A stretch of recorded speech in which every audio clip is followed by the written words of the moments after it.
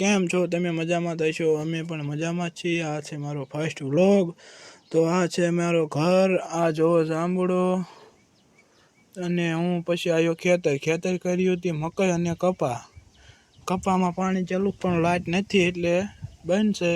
અને હવે જોવો તમે આ અમારું ખેતર જોઈ લીધું।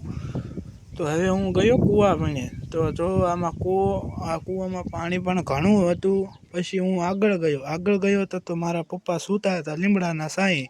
પછી ઘરે આવીને ખાધા જાંબુડા, જો જાંબુડા। પછી હું આવ્યો ઘરે આવીને ઘડીક ઢીંગાને રાખી તા મારા બા અને મારી બેન।